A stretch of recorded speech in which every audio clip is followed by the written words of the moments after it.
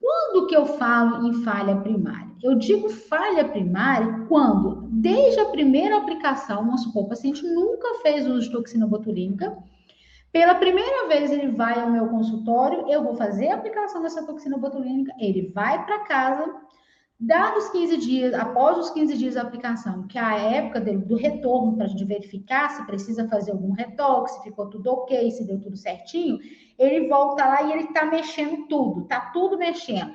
A testa dele está mexendo, os pés de galinha estão aparecendo, a cara de bravo dele está presente ali, ou seja, teve uma falha no tratamento. Aí eu vou pensar, foi o efeito vacina? Aí eu já tenho que começar a pensar em outras coisas, outras possibilidades, antes de pensar em efeito vacina. Primeira coisa, é a primeira aplicação do paciente, ou seja, teoricamente, esse paciente nunca teve contato com a toxina botulínica.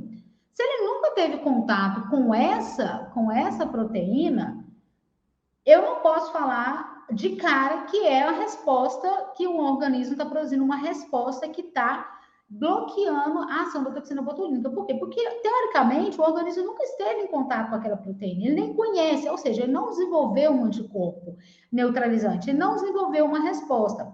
Então, aí eu já tenho que começar a pensar em outros fatos, como, por exemplo, uma má técnica. De repente, você aplicou em locais onde não eram locais estratégicos, locais próprios para aplicação. Então, de repente, ali onde tinha que ter aquela movimentação, onde você tinha que interromper aquela movimentação, não foi o local estratégico para você fazer a aplicação. De repente, a pessoa está com essa musculatura movendo aqui, você vem e aplica a toxina aqui, por exemplo. Ou seja, você não vai conseguir paralisar esse músculo se você aplicou no local errado. Então, a má técnica pode levar a uma falha no tratamento. Aliás, é um dos erros mais comuns que acontecem é essa má técnica durante o processo de aplicação. Segundo, má operação do produto. O que eu quero dizer com isso? Gente, toxina botulínica é uma proteína. Proteína é uma estrutura muito sensível. Então, qualquer variação de temperatura que você tiver, vai ocorrer uma alteração dessa estrutura, fazendo com que ela modifique a sua estrutura. Proteína, ela é estrutura dependente, ou seja, para que ela possa desenvolver sua atividade, ela tem que manter a sua forma, a sua estrutura. Muitas vezes, quando você varia, você altera estrutura, altera temperatura, altera pH, altera concentração do meio. Isso tudo vai fazer o quê? Vai fazer com que você altere a estrutura dessa proteína. Você rompe pontes de hidrogênio, pontes de sulfeto, você rompe aminoácidos, ligações entre aminoácidos ali, você está alterando a estrutura da proteína. Se você altera a estrutura da proteína, a gente diz que você está desnaturando essa proteína. Desnaturando essa proteína, uma proteína desnaturada, ela deixa de ter ação. Então, você tem que pensar nessa possibilidade também. Eu armazenei direito essa proteína? Eu armazenei direito essa toxina botulínica? Eu tive uma variação muito grande de temperatura ali para que ocorra um problema nessa estrutura proteica para que ela não esteja funcionando? É uma possibilidade também que tem que ser levada em consideração. Outra questão também que deve ser levada em consideração durante a falha do tratamento com a toxina botulínica, o uso de uma dose inadequada.